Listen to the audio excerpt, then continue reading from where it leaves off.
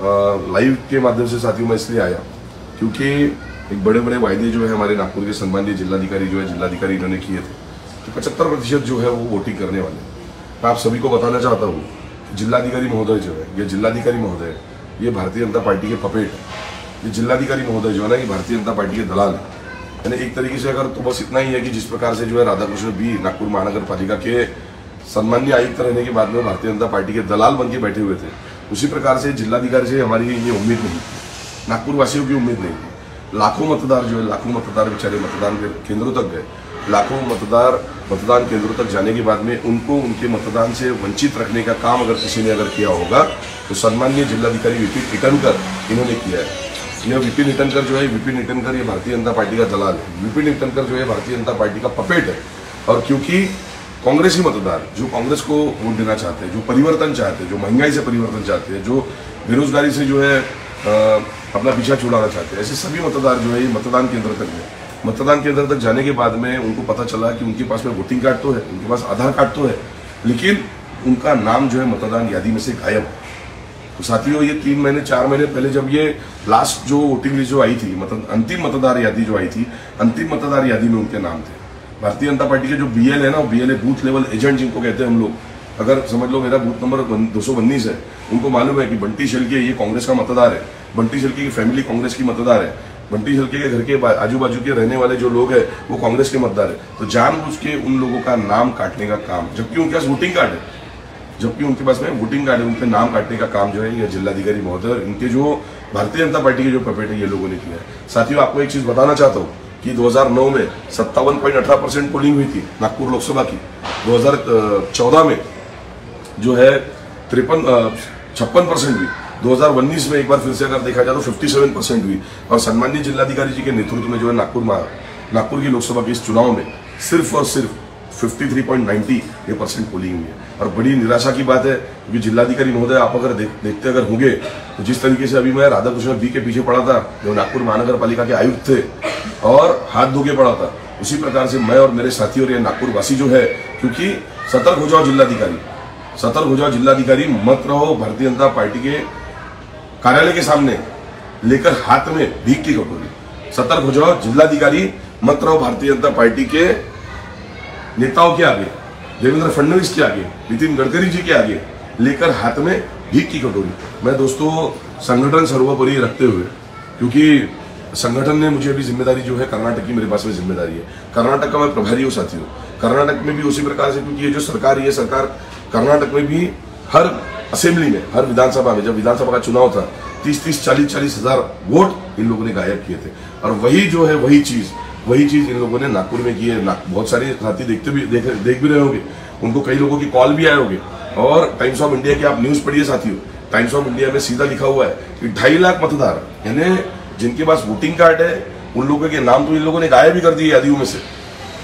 अभी बेचारे मतदार को पता नहीं कि 49 नंबर का फॉर्म भरने के बाद में अगर आपके पास में अगर आधार कार्ड है, आपके पास अगर आपका वोटिंग कार्ड है, लिस्ट में अगर आपका नाम नहीं है, पीले कलर का फॉर्म भरना पड़ता, झगड़ कर खुद वहां पर वोटिंग करना पड़ता। ये जिलाधिकारी को भी ये पता नहीं ये सारी चीजें। जिलाधिकारी को फोन करने के बाद पूछा तो जिलाधिकारी कहता है नहीं ऐसी कोई चीजें रहती नहीं, जबकि हमारा अधिकार है दोस्तों।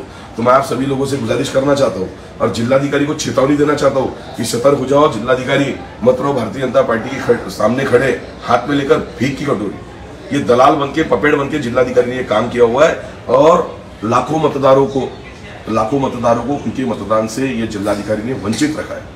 क्यों? तो उन्हें पता है कि कांग्रेसी जो मतदार है, न्यूट्रल जो पब्लिक है, भारतीय जनता पार्टी का मतदार छोड़ के वो लोगों की मतदान बराबर है। 2.5 लाख वोटर को इन्होंने डिस्टर्ब किया हुआ है। अगर एक विधानसभा की अगर बात की जाए दोस्तों, तो एक विधानसभा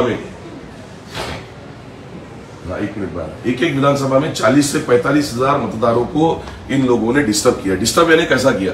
अगर बंटी शेल्के, सौरभ शेल्के, केतकी शेल्के, नारायण शेल्के, रेखा शेल्के, अगर समझ लो बंटी शेल्के के घर में 6 मतदार है, ये कांग्रेसी अगर मतदार है, तो 2 लोगों का नाम डाल दिया, समझ लीजिए सानी गुरुजी में, एक का डाल दिया नगर भवन के मतदान केंद्र में। मैं एक एग्जाम्पल आपको दे रहा हूं और ये आप सभी लोगों ने ये सारी चीजें जो है ये कल आजमाई होगी।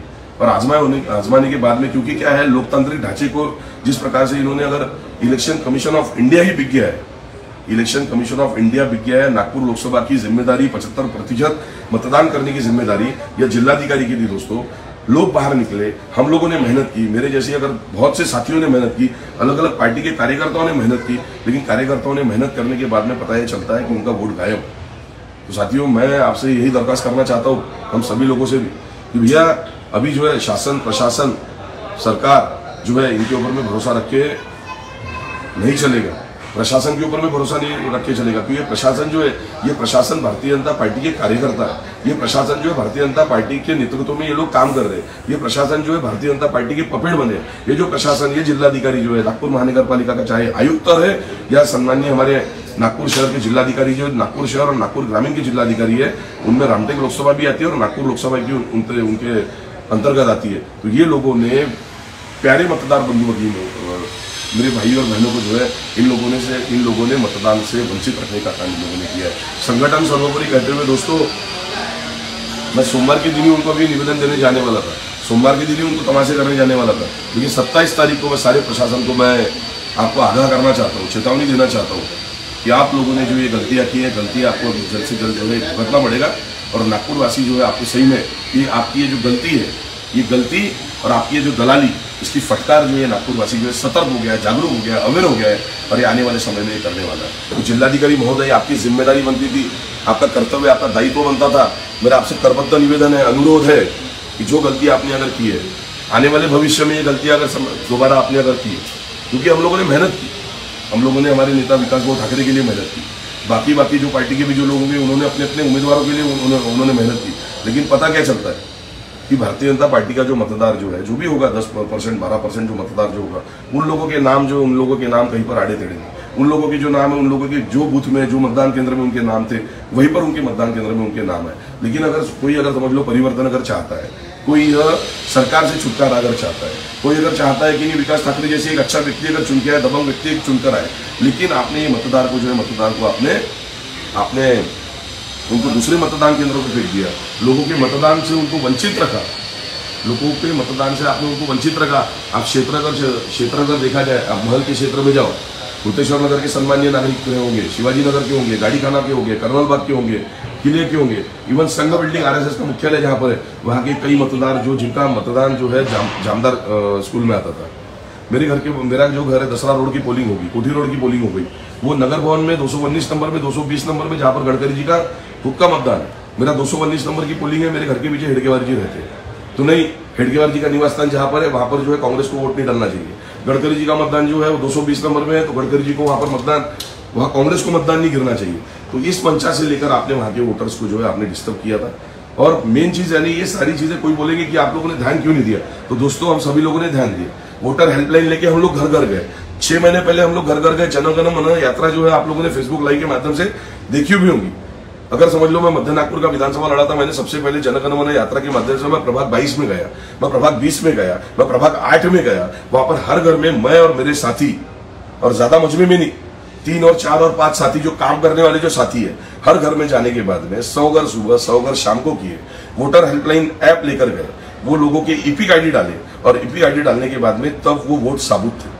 लेकिन आपने अंतिम मतदार यादी जो निकाली, अंतिम मतदार यादी में आप लोगों ने करीब नागपुर शहर के जो है 1,76,000 वोट आपने गायब किए, और 2,40,000 जो वोट है, यानी आप आंकड़े गिन लो दोस्तों, 1,76,000 लोगों के पास में जो है वोटिंग कार्ड था, आधार कार्ड था, उनका मतदान केंद्र में पहले उनका नाम भी था, लेकिन अंतिम मतदार यादी में 1,76,000 वोट, एक बूथ में आप लोगों ने 80 वोट गायब किए।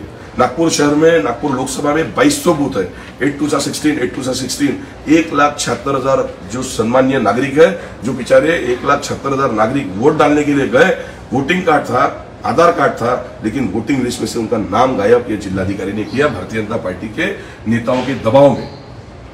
भारतीय जनता पार्टी के नेताओं के दबाव में 1,76,000 सम्मानीय नागरिकों को आपने जो है मतदान के इस अधिकार से आपने वंचित रखा हुआ है। दोस्तों हमारे मतदान की जो है आप लोग कीमत सोचिए, क्या कीमत है हमारे मतदान की। राष्ट्रपति भी, अगर सम्मानीय राष्ट्रपति जो है उनको भी 1 वोट देने का अधिकार है। सम्मानीय प्रधानमंत्री, जो भूतपूर्व प्रधानमंत्री जो है, जो अभी भविष्य में जीवन भर रहने वाले ऐसे भूतपूर्व प्रधानमंत्री, उनको भी जो है उनको एक मत देने का अधिकार है, एक नगर सेवक को एक मत देने का अधिकार है, एक कॉर्पोरेटर को एक मत देने का अधिकार है, जिलाधिकारी को एक वोट देने का अधिकार है, आयुक्तों को एक वोट देने का अधिकार है, सम्मानीय पुलिस कमिश्नर उनको एक वोट देने का अधिकार है, मुझे भी एक वोट देने का अधिकार है और आपको भी एक वोट देने का अधिकार है। तो ऐसे 1,76,000 सम्मानीय नागपुर लोकसभा की जनता को यह नागपुर के जिलाधिकारी, एक बार मैं फिर से बोलता हूँ कि सतर्क हो जाओ जिलाधिकारी, क्योंकि आपको मालूम है कि बंटी शेल्के और बंटी शेल्के की सहकारी जो है किसी भी प्रकार की तड़जोड़ करते नहीं है, मैनेज होते नहीं है। अभी एक ही लक्ष्य है, ये जिलाधिकारी के पीछे मैं पढ़ूंगा और मेरे सभी साथी पढ़ेंगे। और जो जो लोगों को आपने मतदान से वंचित, ये मतदान जो मैंने किया था, ये मतदान से वंचित आपने 1,76,000 सम्मानीय नागरिकों को, जो नागरिक मतदान केंद्र तक गए, जाने के बाद में जिलाधिकारी तूने बोलना पड़ेगा, क्योंकि तू हमारा नौकर है। हम टैक्स भरते हैं, हम करदाता है, तू हमारा नौकर है। ये जिलाधिकारी को साहब बोलने की जरूरत नहीं है। कोई भी सांसद अगर चुनकर आता है, उनको साहब बोलने की जरूरत नहीं है। कोई भी विधायक अगर चुनकर आता है, वो विधायक को साहब बनने की जरूरत नहीं है, हमारे नौकर है। चाहे वो सांसद रहे, विधायक रहे या कोई भी रहे, ये लोग हमारे नौकर है। नौकर क्योंकि दोस्तों हम लोग जो है करदाता, हम लोग टैक्स पेयर ये शहर है। तो मैं बस यही कहना चाहता हूँ एक बार फिर से जिलाधिकारी को कि सतर्क हो जाओ जिलाधिकारी। भारतीय जनता पार्टी के सामने मत रहो खड़े हाथ में लेकर भीख की कटोरी, क्योंकि भीख की कटोरी लेकर आप खड़े हो जिलाधिकारी। आपने 1,76,000 वोट नागपुर लोकसभा से सम्मानीय नागरिकों के गायब किए, उनके पास वोटर कार्ड है, और आपने 2,40,000 वोटर को जो है आपने उनके मतदान से, आपने जिलाधिकारी आपने मतदान से उनको वंचित रखा है। दोस्तों मैं भी जो है कर्नाटक जा रहा हूँ। कर्नाटक में जाने के बाद में हमारी तत्काल प्रभाव में जो है कर्नाटक में मैं वहाँ पर आप सभी के आशीर्वाद से मैं कर्नाटक प्रदेश युवा कांग्रेस का मैं प्रभारी हूँ। मैं राष्ट्रीय भारतीय युवा कांग्रेस में राष्ट्रीय भारतीय युवा कांग्रेस का मैं राष्ट्रीय महासचिव हूँ, और मेरा दायित्व है, कर्तव्य है कि संगठन सर्वोपरि रखते हुए, भले ही थकावट है 25-30 दिन की जो निरंतर जो है नागपुर में आप सभी लोगों के आशीर्वाद से जो है हम सभी लोगों ने बहुत मेहनत की। थकावट भले ही है, आवाज बैठा हुआ है, उम्मीद नहीं बैठी, तो इसलिए कर्नाटक जा रहा हूँ। कर्नाटक से मैं फिर से एक बार 27 तारीख को वापस आऊंगा। वापस आने के बाद में सिर्फ जिलाधिकारी को मिलने के लिए आऊंगा। मैं इन्हें आभार यात्रा तो है ही, लेकिन जिलाधिकारी जो है, जिलाधिकारी आपको जवाब पूछने के लिए आने वाला हूँ मैं 27 तारीख को।